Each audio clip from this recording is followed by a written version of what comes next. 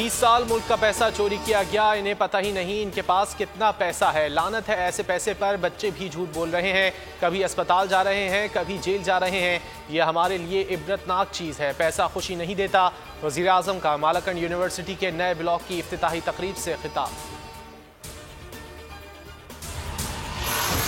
मरियम और हमजा के इख्तिलाफात संगीन हो गए। शरीफ फैमिली की वीडियो मीटिंग में मरियम नवाज की हमजा पर शदीद तनकीद। जेल से कैसे बाहर आए, कौन कौन मिला, सब पता है। हमजा की सियासत से नुकसान ही हुआ। हमजा बोले, सियासत में आइडियल नवाज शरीफ हैं। आपकी तर्ज सियासत बहुत जारहाना है, यहाँ नहीं चल सकती। नवाज शरीफ ने मरियम को डांट कर खामोश करवाया, जिसके बाद मरियम नवाज इजलास छोड़ गई।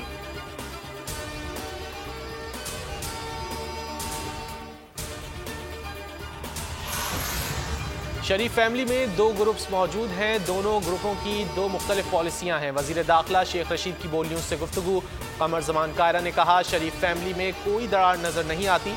सियासी जमातों में इख्तिलाफ राय होता है, कोई रस्साकशी की सूरत हाल नहीं।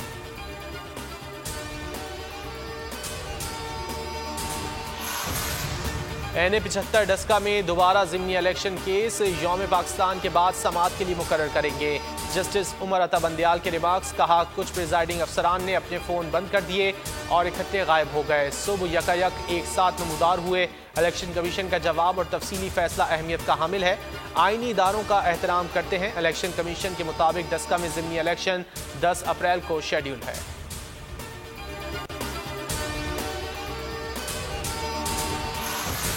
पाक फ़ज़ाइया में कमान की तब्दीली की तकरीब। एयर चीफ मार्शल मुजाहिद अनवर खान ओहदे से सुबुकदोश।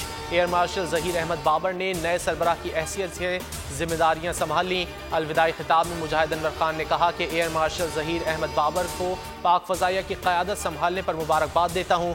पाक फ़ज़ाइया हर चैलेंज के मुकाबले के लिए तैयार है।